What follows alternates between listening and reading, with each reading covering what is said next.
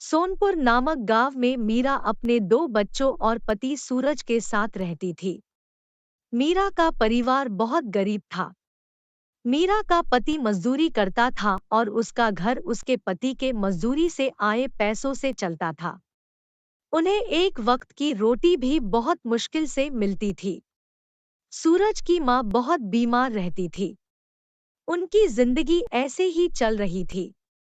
एक दिन अचानक मीरा का पति बीमार हो जाता है और उसे बुखार हो जाता है और पैसों की कमी होने के कारण उसका इलाज नहीं हो पाता है, जिसके कारण उसकी मौत हो जाती है।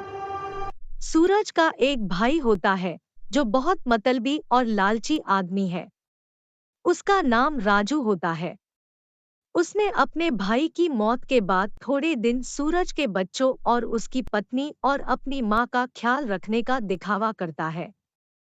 और थोड़े दिनों के बाद राजू अपनी माँ से सूरज की खेती बाड़ी की जमीन को धोखे से हथिया लेता है और उसे किसी बड़े से सेठ को बेच के फरार हो जाता है।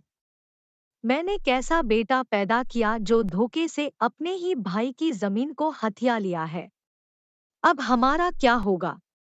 मीरा के ऊपर एकदम काफी सारी मुसीबतों का पहाड़ टूट जाता है। वह बहुत परेशान रहने लगी। वह सोचती है, मैंने तो कभी भी कोई काम नहीं किया है। मुझे तो कोई काम आता भी नहीं। मैं अपने बच्चों और सास का ख्याल कैसे रखूंगी? भगवान ने ये अन्याय हमारे साथ क्यों किया? घर का एकमात्र सहारा दूर कर दिया। माँ जी, घर में जितना राशन था और जितने पैसे थे वो सारे खत्म हो गए। कुछ दिन तो बीत गए पर अब आगे के लिए कुछ सोचना पड़ेगा। थोड़े दिनों तक उन्होंने आस पड़ोस के लोगों के कारण अपना गुजारा किया, पर धीरे धीरे लोगों ने उन्हें उनके हालात पर छोड़ दिया। मीरा अपने बच्चों से कहते हुए, बच्चों, आज घर में थोड़ा सा ही राशन पड़ा है जिससे आज का ही खाना बन सकता है, और फिर कल से मुझे काम ढूंढने जाना पड़ेगा। मैं बहुत परेशान हूँ कि मैं किसके सहारे तुम्हें छोड़ कर जाऊंगी। तुम्हारी दादी का ख्याल कौन रखेगा? मीरा अपने बच्चों और दादी को खाना देती है और थोड़ा सा खाना अपने लिए बचा कर खा रही होती है कि वो देखती है कि उसके घर के बाहर कोई बुढ़िया खड़ी है।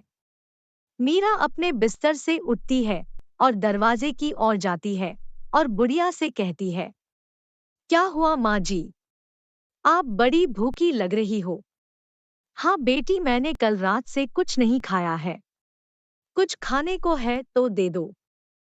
हाँ माँ जी, अभी लाती हूँ। मीरा अंदर जाती है और जो खाना उसने अपने लिए बचाया था वो लाकर बुढ़िया को दे देती है। क्या हुआ बेटी? बड़ी परेशान लग रही हो। वो बुढ़िया को सारी कहानी बताती है। तो अब मैं क्या करूं? न मैं अपने बच्चों को छोड़कर बाहर काम करने जा सकती हूँ, और काम नहीं करूंगी तो घर कौन चलाएगा? बेटी, तुम खाने का ठेला क्यों नहीं लगाती हो? तुम बहुत अच्छा खाना बनाती हो। और यह लो जादुई गोली, इसे अगर अपने खाने में डालोगी तो तुम्हारे खाने को खाकर लोग उंगलियां चाटते रह जाएंगे।